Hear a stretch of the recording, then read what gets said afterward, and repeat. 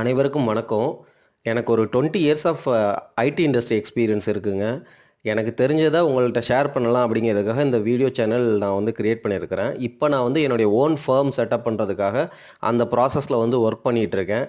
உங்களுக்கு எந்த கமெண்ட், எந்த கொரி இருந்தாலும் கேளுங்க. ஏன்னா வந்து I am a strong IT person passionate about technology and providing business solutions. So let's get started. Software வேர்ல்டில் நம்ம ப்ரோக்ராம் எழுதுறது எதுக்காக? ஒரு டேட்டா இருக்கும், அந்த டேட்டாவை பிஸ்னஸ் நீடுக்கு ஏற்ற மாதிரி நம்ம கொடுக்கணும். அதுக்காக தான் நம்ம ஒரு கோடு எழுதுகிறோம். அந்த கோடு மூலமாக டேட்டாவை ஹேண்டில் பண்ணுறோம். டேட்டா உதாரணமாக டேட்டா பேஸில் இருக்கும், சரிங்களா? இப்போ மாடர்ன் வேர்ல்டில் மைக்ரோ சர்வீசஸ் ஆர்கிடெக்சர் பற்றி பேசும்பொழுது எல்லாருமே ரெஸ்ட் ஏபிஐ அப்படின்னு சொல்கிறாங்க. அதில் ரெஸ்ட் அப்படின்னா என்ன அப்படின்னு கேட்டால் எல்லாருமே சொல்லிடுவீங்க, it is representational state transfer அப்படின்னு சொல்லுவீங்க. அதாவது அதுக்கு அர்த்தத்தை நீங்கள் புரிஞ்சுக்கிட்டீங்களா அப்படிங்கிறது தான் என்னுடைய பேசிக் டவுட்டு. அதாவது ஒரு டேட்டா இருக்குது ஒரு டேட்டா பேஸில், சரிங்களா?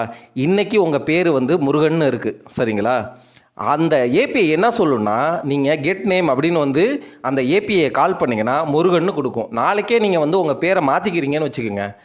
அப்போது அந்த முருகனுங்கிற நேம் வந்து இப்போ செந்தில்னு மாற்றிட்டீங்க அப்படின்னா நெக்ஸ்ட் டைம் நீங்கள் அதே ஏபிஐ கால் பண்ணும்பொழுது செந்தில்னு கொடுக்குது. ஸோ முன்னாடி கொடுத்த முருகன்கிறது ஒரு ஸ்டேட், சரிங்களா? அப்போது இருந்த ஸ்டேட் ஆஃப் த அப்ளிகேஷனுக்கு முருகனுக்கு தான் உங்கள் name.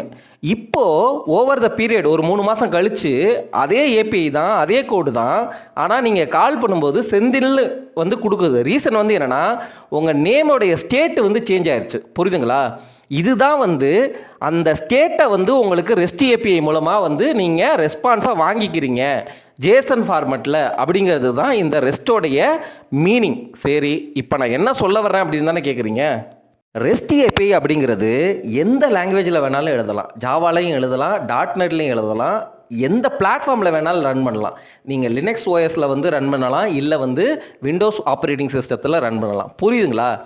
2 heterogeneous system, 2 different languages இப்படி இருக்கிற இடத்துலையும் ரெஸ்ட் பெனிஃபிஷியலாக இருக்கும். ஏன்னா உங்களுக்கு வர்ற response from the rest API வந்து ஒரு ஜேசன் ஃபார்மேட்டில் இருக்குன்னு வச்சுக்கோங்களேன். அந்த ஜேசன் ஃபார்மேட்டை வந்து அந்த விண்டோஸ் ஓஎஸில் ரன் பண்ணுற டாட்நெட் ஏபிஐயும் அண்டர்ஸ்டாண்ட் பண்ண முடியும். லினக்ஸ் ஜாவா வேர்ல்டில் ரன் பண்ணுற ஜாவா ரெஸ்ட்ஃபுல் ஏபிஐயும் அதை அண்டர்ஸ்டாண்ட் பண்ண முடியும். இது ஒரு பெனிஃபிட், சரிங்களா? இப்போது இந்த ரெஸ்ட் ஏபிஐ அப்படின்னு சொல்கிறோம்ல, இது எதுக்கு தேவை அப்படிங்கிறதுக்காக தான் நான் இந்த பாயிண்ட்டை சொல்லிட்டு இருக்கேன். இந்த ரெஸ்ட் ஏபிஐ இப்படி ஸ்டாண்டர்டான ஒரு ஃபார்மேட்டில் கொடுக்கறதுனால ஒரு கிளையண்ட், ஒரு வெப் கிளையண்ட், அதாவது என்னென்னா ஒரு ப்ரௌசர் மூலமாக ஒருத்தர் வந்து இந்த ஏபிஐ ஆக்சஸ் பண்ணுறாருன்னு வச்சுக்கோங்க. அந்த ஜேசானை வந்து உங்கள் யூஐயில் வந்து நல்லா அழகாக டிஸ்பிளே பண்ணி அந்த டேட்டாவை அந்த பிஸ்னஸ் டிரான்ஸ்ஃபர்மேஷன் லாஜிக்கை அப்ளை பண்ணி அந்த கிளையண்ட்டுக்கு காட்ட முடியும். இல்லை ஒருத்தர் மொபைல் ஆப் மூலமாக வந்து இதே ஏபிஐ கால் பண்ணி டேட்டாவை பார்க்குறாருனாலும் பார்க்க முடியும். ஏன்னா சேம் ஏபிஐ தான் உங்களுக்கு வந்து ஜேசான் டேட்டாவாக தான் கொடுக்க போகுது. உங்களுக்கு தேவையான மாதிரி ப்ரெசன்டேஷனில் நீங்கள் மாற்றிக்கிறீங்க. மொபைல் யூசர்னால் வந்து வேறு மாதிரி ப்ரெசென்ட் பண்ணுறீங்க, வெப்பில் உள்ள ப்ரௌசர் யூசர்னால் வேறு மாதிரி ப்ரெசென்ட் பண்ணுறீங்க. அதே சமயம் இந்த ரெஸ்ட் ஏபிஐ ஜேசான் ஃபார்மேட்டில் டேட்டா கொடுக்கறதுனால யார் வேணாலும், சப்போஸ் உங்கள் ஆர்கனைசேஷனில் உள்ள வேறு அப்ளிகேஷனே இந்த டேட்டாவை யூஸ் பண்ணி ஏதோ ஒரு பிஸ்னஸ் லாஜிக் நாளைக்கு இம்ப்ளிமெண்ட் பண்ணணும் அப்படின்னு நினச்சா கூட இந்த ரெஸ்ட் ஏபிஐயை கால் பண்ணி அந்த டேட்டாவை எடுத்துக்கலாம். ஸோ உங்களுக்கு புரியுதுங்களா? பிக்சர் புரியுதுங்களா? இதே ரெஸ்ட் ஏபிஐ மூலமாக ஒரு கிளையண்ட், பிஸ்னஸ் கிளையண்ட்டும் ஆக்சஸ் பண்ணலாம், மொபைல் கிளையண்ட்டும் ஆக்சஸ் பண்ணலாம். உங்கள் ஆர்கனைசேஷன்லேயே உள்ள வேறு அப்ளிகேஷன் இந்த டேட்டாவை வந்து எடுக்கணும் அப்படின்னா இந்த ரெஸ்ட் ஏபிஐயை வந்து யூஸ் பண்ணிக்கலாம். ஸோ வேறு டீம்ஸில் இருக்கிறவங்க இதே ரெஸ்ட் ஏபிஐயை டெவலப் பண்ணுங்கிற அவசியம் இல்லை. இந்த ரெஸ்ட் ஏபிஐயை உங்களால் ரீயூஸ் பண்ண முடிஞ்சிச்சுன்னா. ஸோ இந்த மைக்ரோ சர்வீசஸ் வேர்ல்டில் இப்படி தான் வந்து ஆர்கனைசேஷன் இந்த டைரக்ஷனில் தான் போயிட்டுருக்காங்க.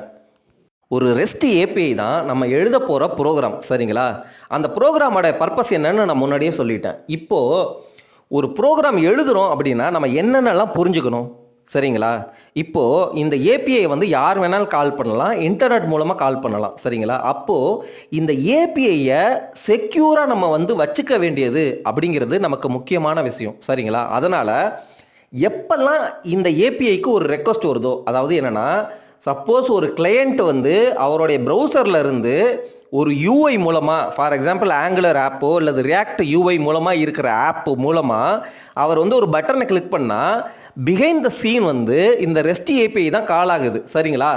இப்போது இது வந்து ஒரு ஃபுல் சைக்கிள் கம்யூனிகேஷன் சேனல். சரிங்களா? இந்த இடத்துல நம்ம எப்படி ஹேண்டில் பண்ணணும்? நம்மளுடைய ஏபிஐ ஃபஸ்ட்டு செக்யூராக இருக்கணும். ரெண்டாவது, இந்த ஏபிஐக்கு தெரியாது இந்த வெப் ப்ரௌசரில் உள்ள இந்த யூசர் தான் வந்து இந்த மாதிரி ரெக்வஸ்ட்டை பட்டன் மூலமாக வந்து அனுப்புகிறாரு அப்படிங்கிறது தெரியாது. சரிங்களா? ஏன்னா அந்த ப்ரௌசர் எங்கேயோ இருக்குது, இந்த ஏபிஐ வந்து எங்கேயோ வேறு சர்வரில் இருக்குது. அதனால் இந்த ஏபிஐக்கு தெரியணும் ஆத்தரைஸ்டு யூசர். அதாவது என்னென்னா, ஃபஸ்ட்டு இந்த யூசருக்கு வந்து இந்த ஏபிஐ என்னைய வந்து ரெஸ்ட் ஏபிஐ வந்து ஆக்சஸ் பண்ணுறதுக்கு அவருக்கு பர்மிஷன் இருக்கா, அதுதான் வந்து ஆத்தென்டிகேஷன். ரெண்டாவது, அவர் வந்து சரியான யூசர் தான், ஆனால் ஒரே ஆர்கனைசேஷனுக்குள்ளேயே எப்படி ஒரு எம்ப்ளாயி மேனேஜர் அப்படிங்கிற மாதிரி டிஃப்ரென்ஸ் சொல்கிறோமோ, மேனேஜருக்கு மட்டும்தான் சில அப்ளிகேஷன்ஸை வந்து ஆக்சஸ் பண்ணுறதுக்கு ரைட்ஸ் இருக்குது அப்படிங்கிற மாதிரி ரோல் செட் பண்ணுறாங்க. இதுதான் ஆத்தரைசேஷன். புரியுதுங்களா? எல்லாருனாலையும் என்னதான் நீங்கள் எம்ப்ளாயியாக இருந்தாலும் எல்லா ஏபிஐயுமே எல்லா எம்ப்ளாயிஸுக்கும் கொடுத்துட முடியாதுல்ல. அந்த இடத்துல தான் based on the role they will distinguish இல்லையா? அதாவது என்னன்னா, எம்ப்ளாயி இந்த ஏபிஐலாம் ஆக்சஸ் பண்ணுங்க, மேனேஜராக இருந்தால் தான் இந்த ஏபிஐயில் இந்த மாதிரி டேட்டாவை எடுக்க முடியும் அப்படின்னு வந்து கிளாஸிஃபை பண்ணுறதுக்கு பேர் தான் ஆத்தரைசேஷன். ஃபஸ்ட்டு வந்து ஆத்தென்டிகேஷன். அதில் வந்து யூசர் வந்து சரியான யூசர் தானா, யூசர் நேம் பாஸ்வேர்ட் நீங்கள் கொடுக்குறீங்க, அப்போ வந்து அதை வேலிடேட் பண்ணுறோம். வேலிடேட் பண்ணிவிட்டு இந்த யூசர் சரியான யூசர் தான் அப்படின்னு சொல்கிறோம். ரெண்டாவது, சரியான யூசருக்கு இந்த ஏபிஐ வந்து ஆக்சஸ் பண்ணுறதுக்கு பர்மிஷன் இருக்கா அப்படின்னு செக் பண்ணுறது பேர் தான் ஆத்தரைசேஷன். சரிங்களா? இப்போது இந்த ரெஸ்ட் ஏபிஐயில் இப்போ இந்த கிளையண்ட் ப்ரௌசர்லேருந்து ரியாக்ட் யூஐ அப்ளிகேஷன் மூலமாக வர்ற ரெக்வஸ்ட் வந்து இந்த யூசர் தான் அனுப்புகிறாரா அப்படின்னு நான் ஆத்தென்டிகேட் பண்ணணும். அதுக்கப்புறம் இந்த யூசருக்கு இந்த ஏபிஐயை வந்து கால் பண்ணி டேட்டா எடுக்கிறதுக்கு பர்மிஷன் இருக்கா அப்படிங்கிறத செக் பண்ணணும். ரெண்டாவது ஆத்தரைசேஷன். மூணாவது, நான் அனுப்புகிற டேட்டா ரெஸ்ட் ஏபிஐலேருந்து வெளியில் போகிற டேட்டாவும், ஏன்னா அது நெட்வொர்க் மூலமாக போகுது, பப்ளிக் நெட்வொர்க் மூலமாக தான் போகும் மேக்ஸிமம். அந்த நெட்வொர்க் மூலமாக போகிற டேட்டா சேஃபாக போகுதா அப்படிங்கிறது. அதுக்கப்புறம் என்னுடைய ஏபிஐக்கு எல்லாரும் வந்து ஆக்சஸ் பண்ணுறாங்க பேரலானா, அதை எப்படி ஹேண்டில் பண்ணுறது? இந்த மாதிரி வந்து நம்ம யோசிக்கிறதுனால தான் நம்ம வந்து ஒரு நல்ல டிசைனராக அல்லது ஒரு நல்ல ஆர்கிடெக்டாக மாறுவோம். ஸோ இதை பற்றியெல்லாம் இன்னும் டீட்டெயிலாக நான் ஒவ்வொன்றா சொல்லிடுறேன். ஒரு ரெஸ்ட் ஏபிஐக்கு ஆத்தென்டிகேஷன் நீங்கள் எப்படி பண்ணணும் அப்படின்னா, ஒவ்வொரு ரெக்வஸ்ட்டுமே, சரிங்களா, அதாவது என்னென்னா, ஒவ்வொரு ரெக்வஸ்ட்டுமே வந்து ஏதாவது ஒரு டோக்கன் வச்சுருக்கணும். அந்த டோக்கன் வந்து அந்த ரெஸ்ட் ஏபிஐக்கு புரிகிற மாதிரி இருக்கணும். இந்த டோக்கனுங்கிறது வந்து இந்த யூசர்கிட்ட இருந்து வருது, இந்த யூசர் வந்து ஆல்ரெடி வந்து அவரை ஆத்தென்டிகேட் பண்ணிட்டாரு. அதே போல் இந்த யூசருடைய ரோல், ஃபார் எக்ஸாம்பிள் அந்த டோக்கனுக்குள்ளேயே வந்து நான் இந்த ரோல் வச்சுருக்கேன் அப்படின்னு அவர் சொல்கிறாரு அப்படின்னா, இந்த ரோலுக்கு இந்த ஏபிஐயை ஆக்சஸ் பண்ணுறதுக்கு பர்மிஷன் இருக்கா அப்படிங்கிறத தான் வந்து நம்ம செக் பண்ணுறோம் ஆத்தரைசேஷன். சரிங்களா? இப்போ நான் சொன்ன அந்த டோக்கன் ப்ளஸ் அந்த ரோல், இது ரெண்டுமே வந்து நீங்கள் OAuth ப்ளஸ் JWT இந்த ரெண்டு மூலமாக நீங்கள் வந்து அச்சீவ் பண்ணிடலாம். OAuth வந்து எதுக்குன்னா, இந்த ரெஸ்ட் ஏபிஐயை வந்து செக்யூர் பண்ணுது. எந்த விதத்தில் செக்யூர் பண்ணுது? OAuth மூலமாக நீங்கள் இந்த ஆத்தரைசேஷன், அந்த ரோல் அப்படிங்கிற ஆஸ்பெக்டை வந்து நீங்கள் வந்து அச்சீவ் பண்ணலாம். அதில் ஓப்பன் ஐடி கனெக்ட் அப்படிங்கிற ரேப்பர் நீங்கள் போட்டிங்கன்னா தான் அது வந்து உங்களுடைய ஆத்தென்டிகேஷனை வந்து ஹேண்டில் பண்ணும். இந்த OAuth, OIDC ப்ளஸ் நான் சொன்ன கான்செப்ட்ஸ் டீட்டெயிலாக வேறு வீடியோவில் போடுறேன். இப்போதைக்கு நீங்கள் புரிஞ்சுக்கோங்க, ஒரு ரெஸ்ட் ஏபிஐக்கு ஆத்தென்டிகேஷனும் ஆத்தரைசேஷனும் இம்பார்ட்டண்ட். அது ஒவ்வொரு ரெக்வஸ்ட்லேயும் வந்து நடக்கணும். அதை எப்படி சிம்பிளிஃபை பண்ணலாம் அப்படிங்கிறதுக்காக தான் இந்த OAuth plus token plus JWT அப்படின்னு பேசியிருக்கேன். சரிங்களா? அடுத்து இந்த ஏபிஐ வந்து என்ன மாதிரி ரெக்வஸ்ட் வருது, புரியுதுங்களா? நீங்கள் ஏபிஐ டெவலப் பண்ணிவிட்டு சும்மா வந்து ப்ரொடக்ஷனில் ரன் பண்ணி விட்டுறக்கூடாது. சரிங்களா? நம்ம தொடர்ந்து மானிட்டர் பண்ணணும். சரிங்களா? அந்த மானிட்டர் பண்ணுறதுக்கு என்ன வழி? இந்த ரெஸ்ட் ஏபிஐயில் உள்ள ரன் பண்ணுற ப்ரோக்ராமில் அங்கங்கே லாகர் ஸ்டேட்மெண்ட்ஸ் போட்டு அந்த லாகெல்லாம் எடுக்கணும். அதுக்கப்புறம் எவ்வளவு டிராஃபிக் வந்து இந்த ஏபிஐ வந்து ஹிட் பண்ணுது, அந்த மாதிரி டோட்டல் டீட்டெயில்ஸ் எல்லாம் எடுத்து அந்த ஆக்டிவிட்டீஸ் ஆஃப் த ஏபிஐயும் வந்து நம்ம தொடர்ந்து டேட்டாவாக கலெக்ட் பண்ணி லாக் மூலமாகவோ அல்லது மெட்ரிக்ஸ் மூலமாகவோ ஏஜென்ட் வந்து அந்த ரெஸ்ட் ஏபிஐ கூட வே வந்து நம்ம ரன் பண்ணணும், புரியுதுங்களா? ரன் பண்ணி அதாவது ஏஜென்ட்டுங்கிறது என்ன, ஒரு சின்ன குட்டி சாஃப்ட்வேர். எந்த இடத்துல அந்த ரெஸ்ட் ஏபிஐ இருக்கோ, REST API will be part of some microservice இல்லையா, அதுக்குள்ளே வந்து ரன் ஆகும். இந்த மாதிரி மெட்ரிக்ஸ் லாகு இதெல்லாம் கலெக்ட் பண்ணி ஒரு இடத்துல நம்ம வந்து கொடுத்துட்டோம் அப்படின்னா அந்த லாகை வச்சு அந்த மெட்ரிக்ஸை வச்சு ஓகே இந்த ஏபிஐ வந்து இப்படி பெர்ஃபார்ம் பண்ணுது, இந்த ஏபிஐக்கு இவ்வளோ லோடு வருது அப்படிங்கிற மாதிரி நம்ம தொடர்ந்து மானிட்டர் பண்ணணும். ஸோ ஆத்தென்டிகேஷன், ஆத்தரைசேஷன், அதுக்கப்புறம் வந்து இந்த லாகிங் ப்ளஸ் மானிட்டரிங் இதுவுமே பண்ணணும், சரிங்களா? அதுக்கப்புறம் இந்த ரெஸ்ட் ஏபிஐ வந்து எப்படி கம்யூனிகேட் பண்ணுது. ஃபார் எக்ஸாம்பிள் நீங்கள் தான் வந்து ஒரு சர்வீஸ் ப்ரொவைட் பண்ணுறவர், சரிங்களா? ஒருத்தர் உங்ககிட்ட கேட்குறாரு அப்படின்னா 2 பேரும் ஒரே லாங்குவேஜில் பேசினா தானே புரியும். அதுக்காக தான் ப்ரோட்டோக்கால் அப்படிங்கிறது ரொம்ப ரொம்ப இம்பார்ட்டண்ட்டான விஷயம். ஏன் அப்படின்னா இப்போது ரெஸ்ட்டுங்கிறது வந்து HTTP ப்ரோட்டோக்காலை தான் மெயினாக யூஸ் பண்ணுது.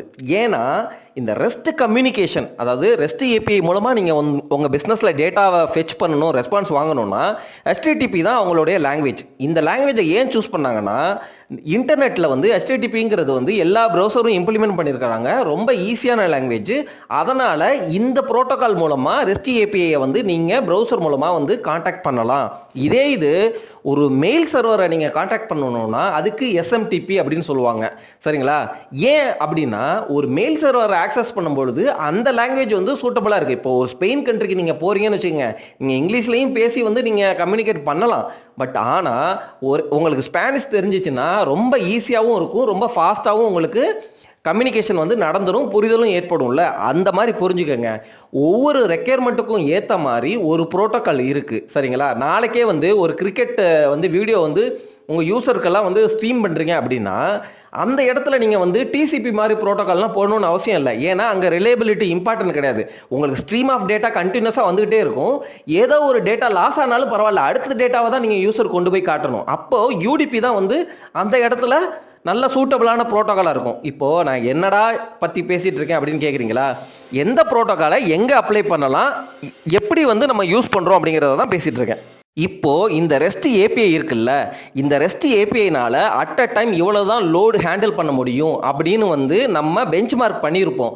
ஃபார் எக்ஸாம்பிள் JMeter மாதிரி டூல்ஸை யூஸ் பண்ணி நம்பர் ஆஃப் பேரலல் ரெக்வஸ்ட்டை கொடுத்து சிமுலேட் பண்ணி அந்த ஏபிஐக்கு இவ்வளோ தான் கெப்பாசிட்டி, அட் அ டைம் வந்து மேக்ஸிமமாக ஒரு 1 மில்லியன் ரெக்வஸ்ட் மட்டும்தான் ஹேண்டில் பண்ண முடியும் அப்படிங்கிற மாதிரி நம்ம வந்து செட் பண்ணியிருப்போம். ஆனால் நமக்கு வந்து ஏகப்பட்ட கிளையன்ட்ஸ் இருப்பாங்க, எந்த டைமில் எவ்வளோ கிளையண்ட்டு எவ்வளோ ரெக்வஸ்ட்டை சென்ட் பண்ணுவாங்கன்னு தெரியாது.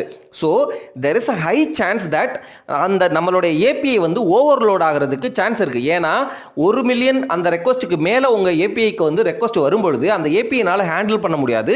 அது ஆல்ரெடி வந்து உள்ளுக்குள்ளே ரன் ஆகிற எக்ஸிஸ்டிங் மில்லியன் ரெக்வஸ்ட்டையும் வந்து டிஸ்டர்ப் பண்ணும், புரியுதுங்களா? மில்லியன் சொல்கிறதுனால கன்ஃபியூஸ் ஆக வேணாம். ஒரு ஏபிஐக்குன்னு ஒரு கெப்பாசிட்டி இருக்கும், இவ்வளோ ரெக்வஸ்ட் தான் ஹேண்டில் பண்ண முடியும்னு இருக்கும். ஆனால் நம்ம கிளையன்ஸுக்கு வந்து நம்ம வந்து இந்த ஏபிஐயோட ஆக்சஸை கொடுத்துருப்போம். இப்போ எல்லா கிளையண்ட்டும் வந்து அட் அ டைம் வந்து இந்த ஏபிஐ ஆக்சஸ் பண்ணுறாங்க அப்படின்னா லோடு ஜாஸ்தி ஆகிரும், சரியா? இதுக்குத்தான் நம்ம வந்து ரேட் லிமிட்டிங் அப்படின்னு சொல்கிறோம். ரேட் லிமிட்டிங், த்ராட்லிங், இந்த 2 கான்செப்ட்டுமே வந்து இன்டர்சேஞ்சபிளாக யூஸ் பண்ணுவாங்க. ஆனால் இது 2க்குமே டிஃப்ரென்ஸ் இருக்குது. இப்போது ஒரு டிராஃபிக் உள்ள சிக்னலில் வந்து என்னென்னா ஒரு டிராஃபிக் கான்ஸ்டபிள் நின்றுட்டு இருப்பார். அவர் வந்து என்னென்னா 4 ரோட்டில் இருந்தும் வந்து டிராஃபிக் வந்துட்டு இருக்கும். இவர் என்ன பண்ணுவார், ரெகுலேட் பண்ணுவார். அதாவது என்னன்னா 5 நிமிஷத்துக்கு வந்து ஒரு 10 செகண்டுக்கு வந்து இந்த ரோட்டில் உள்ளவங்களாம் போங்க அப்படின்னு சொல்லிட்டு அந்த ரோடோடைய கெப்பாசிட்டியை வந்து அவங்களுக்கு மட்டும் அலோகேட் பண்ணுவார், சரிங்களா? ஸோ ரெகுலேட் பண்ணுறாரு. இதுதான் வந்து த்ராட்லிங். இந்த த்ராட்லிங்கை இம்ப்ளிமெண்ட் பண்ணுறதுக்குலாம் லைப்ரரிஸ் இருக்குது. நீங்கள் ஸ்ப்ரிங் பூட்டில் அட் அனோடேஷன் போட்டு த்ராட்டல் அந்த மாதிரிலாம் வந்து இம்ப்ளிமெண்ட் பண்ணலாம். அதுதான் இம்ப்ளிமெண்டேஷன் லெவல். இது அந்த டிராஃபிக்கை ரெகுலேட் பண்ணுறது. இப்போ ரேட் லிமிட்டிங் அப்படின்னா சப்போஸ் நீங்கள் வந்து ஒரு பஃபே போகிறீங்க, சரிங்களா? நீங்கள் பசியாக இருக்குது, ஆனால் அந்த இடத்துல ஏகப்பட்ட ஃபுட் இருக்குது. நீங்கள் பாட்டுக்கு நீங்கள் ஒரே ஒருத்தர் பசியில் இருக்கிறதுனால இருக்கிற எல்லா சாப்பாடு அண்டா குண்டாவோட மொத்தமாக எடுத்துகிட்டு வந்து உங்கள் டேபிளுக்கு வச்சுட்டீங்கன்னு வச்சுக்கோங்க. ஒரு 10 நிமிஷம் கழித்து வேறு யாராவது வந்தாங்கன்னா அவங்களுக்கு ஃபுட்டே இருக்காது தானே.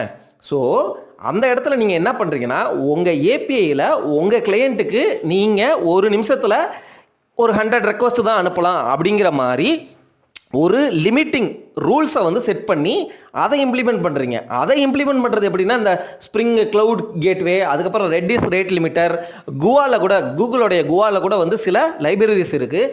இதெல்லாம் யூஸ் பண்ணி ரேட் லிமிட்டிங்கை அச்சீவ் பண்ணலாம். So throttling and rate limiting இது 2மே வந்து ஏபிஐயோடைய டிராஃபிக்கை பற்றின ஒரு லைப்ரரிஸ் தான். ஆனால் அதோடைய பர்பஸ் வந்து நீங்கள் புரிஞ்சுக்கோங்க. த்ராட்டில் வந்து ரெகுலேட் பண்ணும், ரேட் லிமிட் வந்து ஃபோர்ஸ்ஃபுல்லாகவே ரொம்ப ஹார்ட் லிமிட். இந்த கிளையண்ட்டுக்கு ஒரு நிமிஷத்துக்குள்ளே இவ்வளோ தான் வந்து ரெக்வஸ்ட் பண்ணலாம் அப்படிங்கிற மாதிரி நீங்கள் லிமிட் செட் பண்ணுறீங்க. அதுதான் ரேட் லிமிட்டிங். ஸோ இந்த ஆஸ்பெக்டும் நீங்கள் வந்து உங்களுடைய ரெஸ்ட் ஏபிஐக்கு இம்ப்ளிமெண்ட் பண்ணணும். இந்த ரெஸ்ட் ஏபிஐ நம்ம என்ன லாங்குவேஜில் பேசுகிறது, கம்யூனிகேட் பண்ணுது அப்படிங்கிறத பற்றி சொல்லிட்டோம். HTTPன்னு பேசிட்டோம், ப்ரோட்டோகால் பற்றி பேசிட்டோம். ஆனால் என்னதான் ப்ரோட்டோகால் நீங்கள் அடாப்ட் பண்ணாலும் அது நெட்வொர்க்கில் தான் போக போகுது. அப்போது அந்த டேட்டாவை யாராவது வந்து எடுத்துட்டாங்கன்னா அவங்களுக்கு புரிஞ்சு போயிடும் என்ன டேட்டா எந்த கிளையண்ட்டுக்கும் எந்த சர்வருக்கும் கம்யூனிகேட் ஆகுது அப்படிங்கிற மாதிரி. அவங்க ஹேக் பண்ணுறதுக்கு அல்லது ஈவ்ஸ் ட்ராப் பண்ணுறதுக்கு வாய்ப்புகள் அதிகம். அப்போது நம்ம சென்ட் பண்ணுற டேட்டாவை ஒரு நல்ல சைபர் சூட், ஒரு என்கிரிப்டட் ப்ரோட்டோக்காலை யூஸ் பண்ணி, அதாவது என்கிரிப்டட் அல்காரிதம் யூஸ் பண்ணி நம்ம அந்த டேட்டாவை சென்ட் பண்ணோன்னு வச்சுக்கோங்களேன். என்கிரிப்டட் டேட்டாவை சென்ட் பண்ணோன்னா அது செக்யூராக இருக்கும். சரிங்களா? இதுக்கு தான் நம்ம இந்த டிரான்ஸ்போர்ட் லேயர் செக்யூரிட்டி அப்படிங்கிற ப்ரோட்டோக்காலை HTTP கூட கம்பைன் பண்ணி யூஸ் பண்ணுவோம். முன்னாடியெல்லாம் SSL V1 V2 V3 இருந்துச்சு. இப்போ TLS 1.1 1.2 1.3 ப்ரோட்டோக்கால் தான் நம்ம வந்து யூஸ் பண்ணுறோம். மேக்ஸிமம் இந்த TLS வெர்ஷன் 1.2 1.3 தான் வந்து யூஸ் பண்ணி நீங்கள் அனுப்புகிற டேட்டாவை அந்த சைபர் சூட் அல்காரிதம்ஸ் மூலமாக, ஃபார் எக்ஸாம்பிள் இந்த RSA மாதிரி அல்காரிதம்ஸ்லாம் யூஸ் பண்ணி அந்த டேட்டாங்கிறது நெட்வொர்க்கில் என்கிரிப்ட் ஆகி தான் போகும். புரியுதுங்களா? ஸோ இது மூலமாக இந்த டேட்டாவை நெட்வொர்க்கில் வந்து நீங்கள் என்கிரிப்ட் பண்ணுறதுனால செக்யூர் பண்ணுறீங்க. அதே போல் இந்த டேட்டா பேஸ்லையும் இருக்கும். அது வந்து டேட்டா அட் ரெஸ்ட்னு சொல்லுவாங்க. அதாவது என்னென்னா டேட்டா பேஸில் நீங்கள் ஸ்டோர் பண்ணியிருக்கீங்க. இப்போது இந்த டேட்டா பேஸை வந்து யாராவது டேரெக்டாக ஆக்சஸ் பண்ணாலும் அந்த டேட்டா வந்து அவங்க டேரெக்டாக வந்து எடுத்துக்கிற வாய்ப்பு இருக்குது. சரிங்களா? அதுக்காக அந்த மாதிரி ஸ்டோர் பண்ணி வைக்கிற இடத்துலையும் நம்ம வந்து என்கிரிப்ஷனை யூஸ் பண்ணோம்னா நம்ம டேட்டா சேஃபாக இருக்கும். அப்படிங்கிறது தான் வந்து ரெஸ்ட் ஏபிஐயோடைய செக்யூரிட்டி ஆஸ்பெக்டில் நம்ம கன்சிடர் பண்ண வேண்டிய முக்கியமான விஷயங்கள். ரெஸ்ட் ஏபிஐயோடைய செக்யூரிட்டி பற்றி பேசிகிட்டு இருக்கோம். ஆனால் அதோடைய பெர்ஃபார்மன்ஸும் இம்பார்ட்டன்ட் தானே. பெர்ஃபார்மன்ஸ்னால் என்ன? நான் ஒரு டேட்டாவை கேட்குறேன் ரெஸ்ட் ஏபிஐ வந்து ரெஸ்பான்ஸ் வந்து எனக்கு கொடுக்கணும். சப்போஸ் நான் கேட்குற ரெக்வஸ்ட்டுக்கு வந்து அது 1 மில்லியன் ரெக்கார்டை ஃபெச் பண்ணுற மாதிரி இருந்துச்சுன்னு வச்சுக்கோங்க.